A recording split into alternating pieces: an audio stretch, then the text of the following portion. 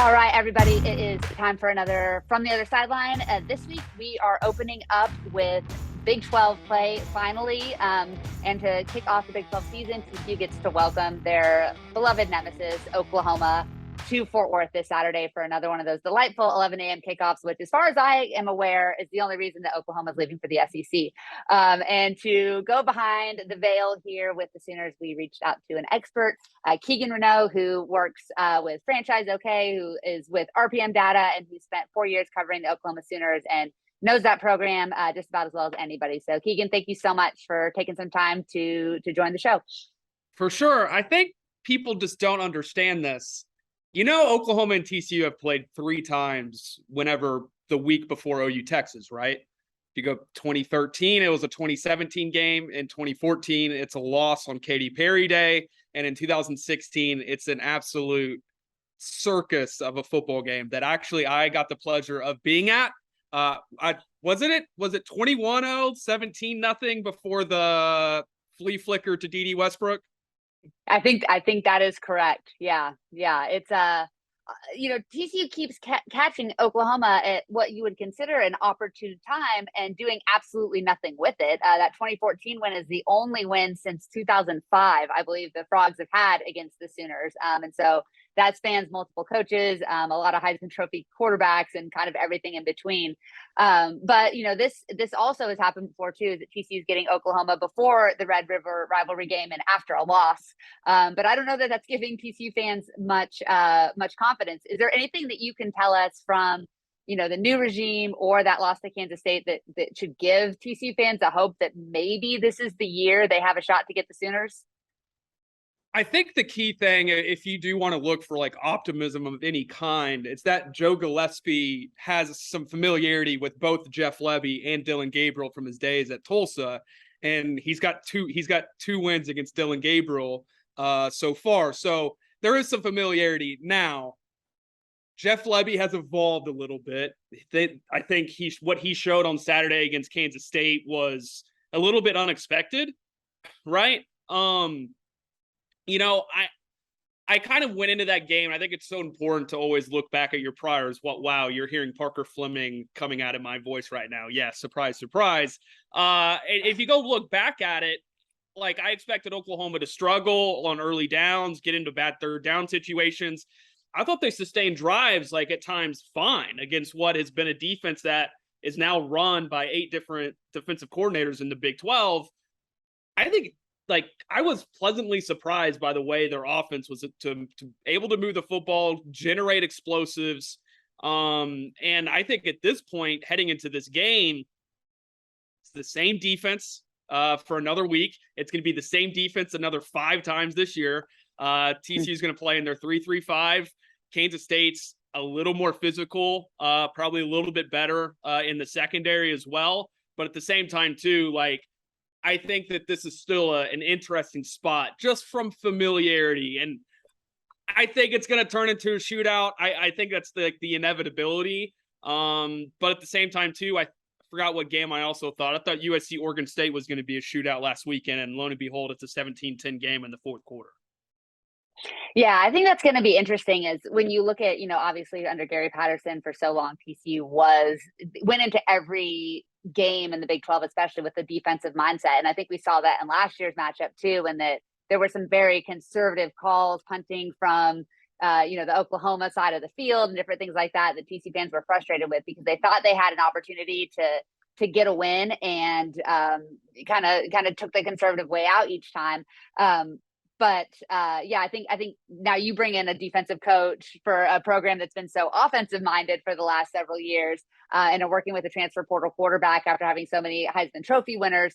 What do you think kind of defensively Oklahoma is going to be able to do compared to what you've seen in the prior years as well? And that was a really long-winded question. I apologize. That was messy. No, but it's like the right question. Just because and this is me not getting on a soapbox of any kind. I know people that listen to this can go back through my Twitter over the last 48 hours and all the things that I've been saying, but they've been giving up yards every game.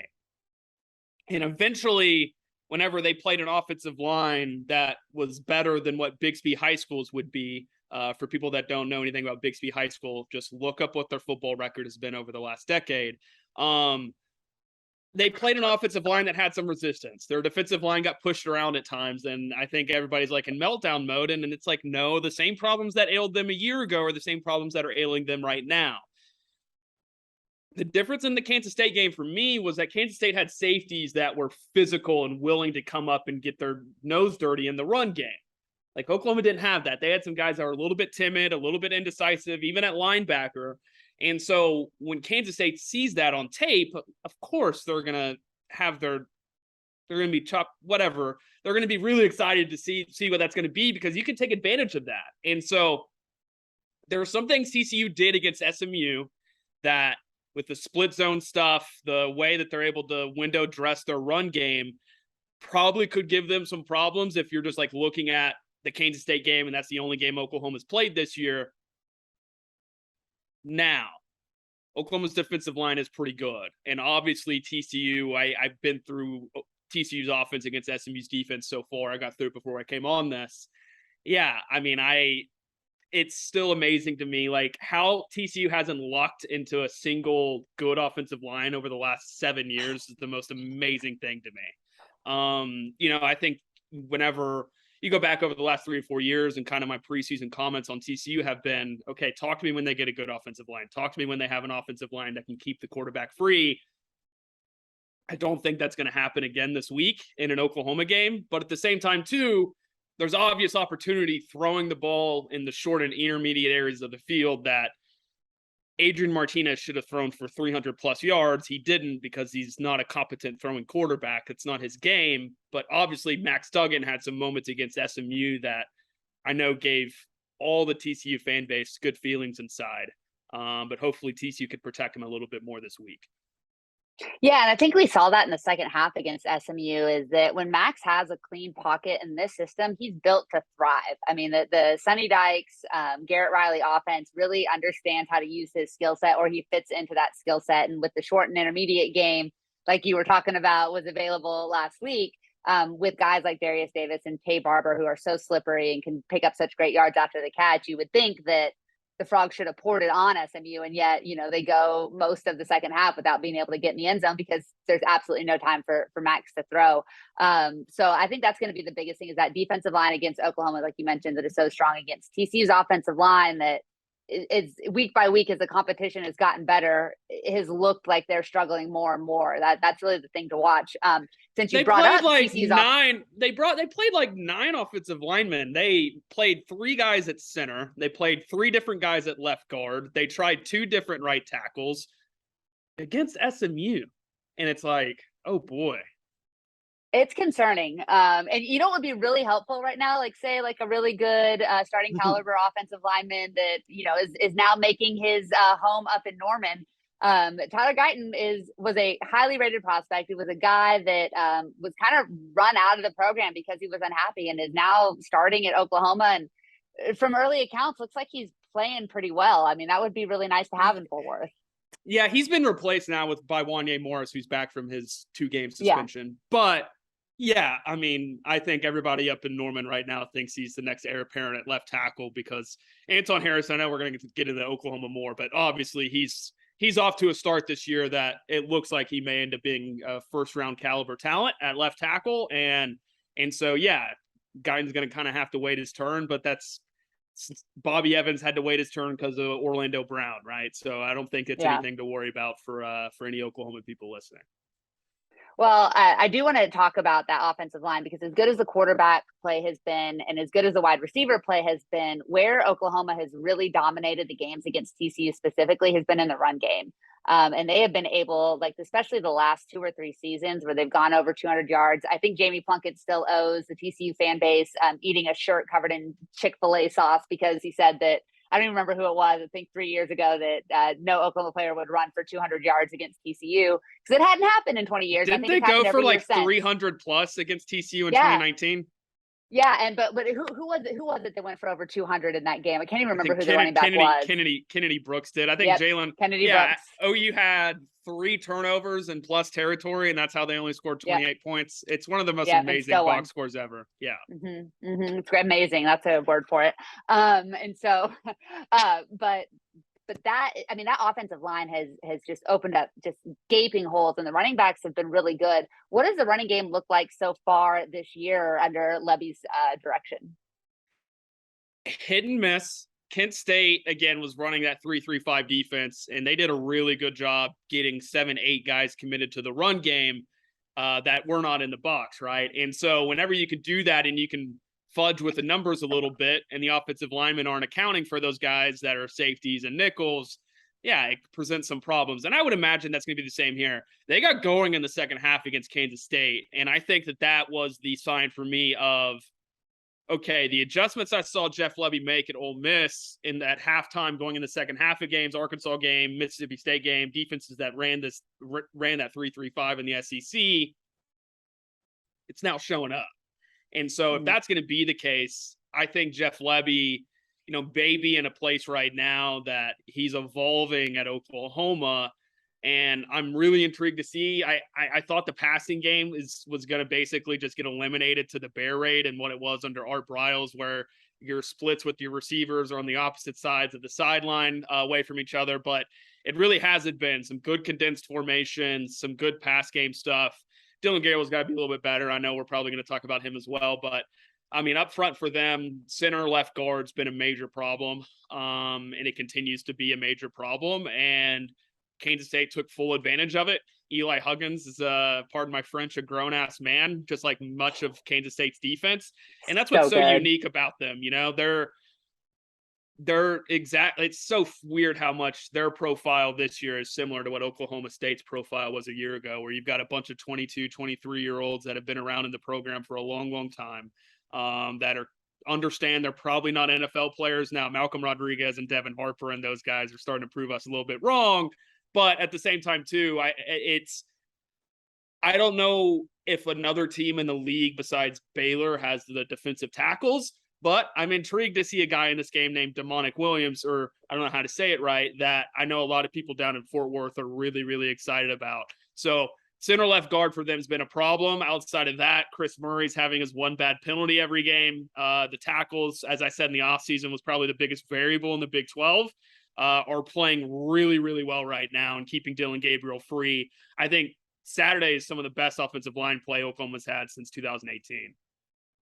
Well, and I would say if there's a time to get right, it's against TCU, who has been abysmal at pressuring the quarterback now for 3 seasons running, and I think 2 sacks to this point. They may have gotten to Mordecai once or twice on Saturday, so that number may have grown, but heading into the SMU game, just had 2 sacks and really have not been able to get consistent pressure on anybody without having to send an extra guy, delayed blitzes, things like that. And so when you do that against a good mobile quarterback and a quarterback that has some really nice receivers, that can get you in trouble in a different way too. So it leads us nicely into Dylan Gabriel, who you've mentioned a couple of times. If you look just at his numbers from the outside looking in, if you look at his numbers, it looks like he is having exactly the kind of season that Oklahoma would have wanted. He's got the yards, he's got the touchdown passes. But when you look at what Oklahoma fans are saying, there's clearly some trepidation about him being the guy this year. And if he's the kind of person that can get them back to the Big 12 championship game based on his skill set, as someone who studies this team and this program well, what are your initial thoughts, 4 games in on Dylan Gabriel? I mean, it's kind of going exactly as I thought in preseason because of the uptick in plays per game because of the offense. The production numbers are similar to what you saw from Caleb Williams and Spencer Rattler and some of the Oklahoma quarterbacks through 3 or 4 games. And so, it's hard to sit there and be like, yeah, his numbers are a little inflated. It's kind of fake a little bit. But at the same time, too, I think he would tell you, they should have put up 700 plus yards of offense on Kansas State. That's how good Jeff Lebby was Saturday against the defense that has given him some problems in that kind of style of offense, some problems. He's just got to be better. He's just missing stuff over the middle of the field. The things people were moaning and groaning about of the past 2 quarterbacks at Oklahoma, even though one was a true freshman a year ago. it's just got to be better. He's missing throws are high, missing stuff over the middle of the field. I think he'd be the first one to tell you that. But the problem is that this is year 4 of tape of him, and the problems have existed for 4 years now, right? And so, at some point, it's either gotta, you hit that fork in the road where there's going to be a game over these next 3 weeks where Oklahoma's going to need Dillon Gabriel to go win it for them. More than likely, he's probably going to be in the fourth quarter in a game in the Cotton Bowl in a couple of weeks of a very big game to this fan base. And so I'm interested to see if that can happen. He had an opportunity to do that against Kansas State, to win Oklahoma a big, big game. Failed to do it, but at the same time, he was still good. It's one of those things where, like, my complete scope on quarterback play is out of whack. Like, I have to recalibrate myself every year. Just because it's just what you saw from 16 to 18 is probably not going to be seen at Oklahoma. I say that it's been back-to-back decades. You've seen it now, but it's different, right? Like, I think everybody at Oklahoma now starts to really understand of, like, that Caleb Williams kid was pretty good. Yeah. Yeah. And I think what he's doing at USC, and again, the Pac-12, you can say what you want about it, but you can tell he's a lot more comfortable in year 2. And he was a true freshman last year, and even a talented 5-star true freshman at quarterback is still a true freshman quarterback. I'm really interested. I think the thing I'm going to be paying closest attention to is the matchup with the cornerbacks at TCU and the wide receivers at Oklahoma, and maybe not as deep with the big name prospects as they've been in the past. But Marvin Mims and Theo Weiss are still pretty talented guys. Mims especially has gotten off to a pretty solid start. I think 3 touchdowns already. He's looked pretty good. And I think there's still some chemistry work to do with Gabriel and those 2 guys, but the talent is clearly there. And TCU has given up some big plays. Trey Hodges Tomlinson got dinged for 3 flags against Rashee Rice on Saturday in the SMU game. I would say 2 of them were pretty questionable, but he was definitely doing some jersey tugging against a physical guy. And Josh Newton has been, quite possibly the biggest surprise for TCU defensively and maybe on the whole team, and how good this transfer from ULM has been. It's really become probably the best player for the Frogs in the secondary. How do you see those kind of one-on-one matchups coming across? And do you think that this is maybe a breakout opportunity for Mims, Weiss, or one of the other guys? I thought it was TCU's corners and Kansas State corners are a little bit similar now. I think everybody was, at least I was anticipating it being Noah Daniels at this point. Is he healthy? Is he?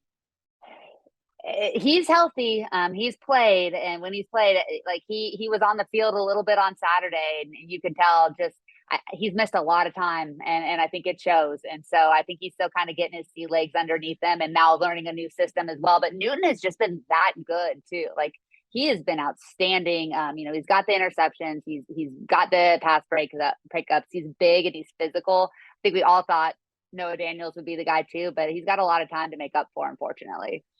So again, when I'm trying to think of what happened last week, and Julius Brents was really, really good against Oklahoma in the short game and press and off man, all the stuff that you ask a corner to do. Julius Brents was fantastic.